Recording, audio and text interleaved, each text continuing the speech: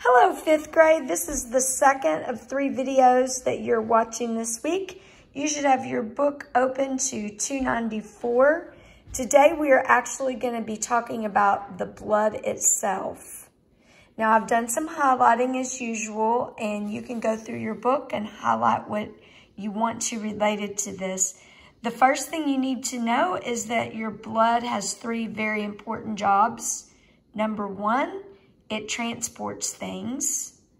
Number 2, it keeps your body temperature even. And number 3, it helps fight against infections. Now your blood also is made up of 4 parts: plasma, red blood cells, white blood cells, and platelets. If you'll take a look at the diagram down at the bottom, plasma is 55% of your blood, red blood cells 42%, platelets 3%, and white blood cells less than 1%. We're going to be talking about each of these parts of blood in just a minute. Something to note on Science in the Bible is it says long before people understood the importance of blood, the Bible said the life of the flesh is in the blood in Leviticus 17:11. So see, God knows, and the Bible is true. Okay, so let's next take a look at what plasma is. So there's 4 parts of the blood. It says plasma is the liquid part. It's clear, yellowish, and it's mostly water. And it can dissolve many things, just like water can dissolve many things. The red blood cells, white blood cells, and platelets float in the plasma. Okay, that's number 1 out of 4. Number 2 out of 4 is the red blood cells. Red blood cells are tiny blood cells that carry oxygen to all parts of the body. Each blood cell is concave on both sides. This shape helps them squeeze through small capillaries without bursting. So look at that picture. I've always thought that was a cool picture. It almost looks like some little Smarties or something. But that is what the red blood cells look like. So each red blood cell is like a bus traveling. At stops, it drops off the oxygen and then it picks up the carbon dioxide to take back to the lungs for you to exhale. Red blood cells live about 120 days. Most parts of the old red blood cells are recycled by the body and used to make new cells. We like to talk about recycling, and your body recycles them. Now, there are some people who are what's called anemic. If the body doesn't produce enough red blood cells, that a person can become that way and they can be very tired.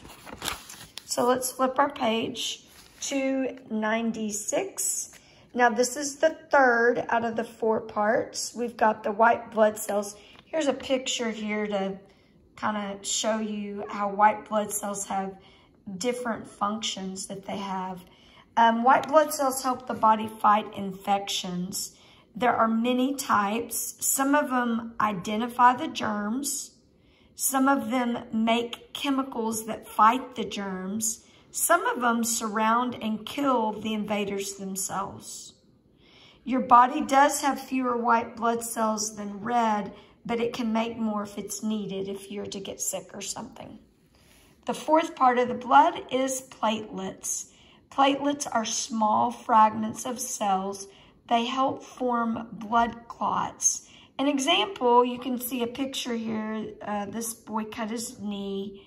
And it says if the skin is injured, the platelets help plug the broken blood vessels and a scab forms on the skin. And so underneath the scab, the body tissues repair.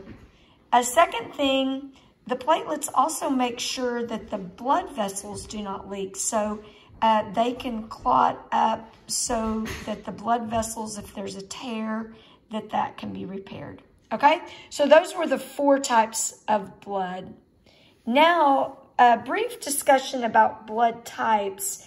There's different blood types, They did not realize that in 1901, Karl Landsteiner, he was an Austrian physician, discovered that some blood transfusions did not always work.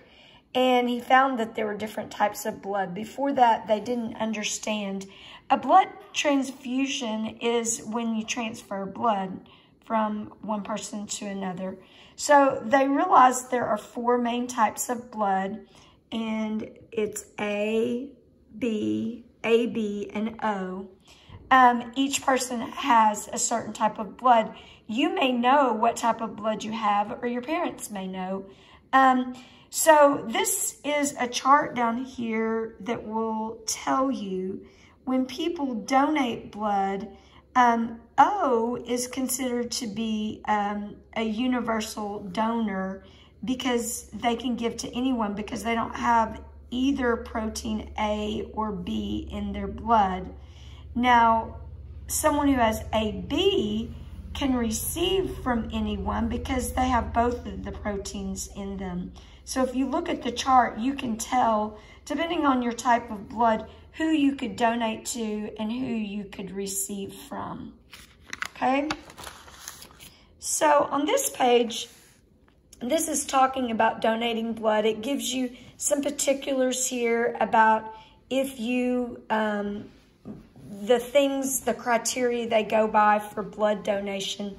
And right here it says most donated blood can be stored for only a short time.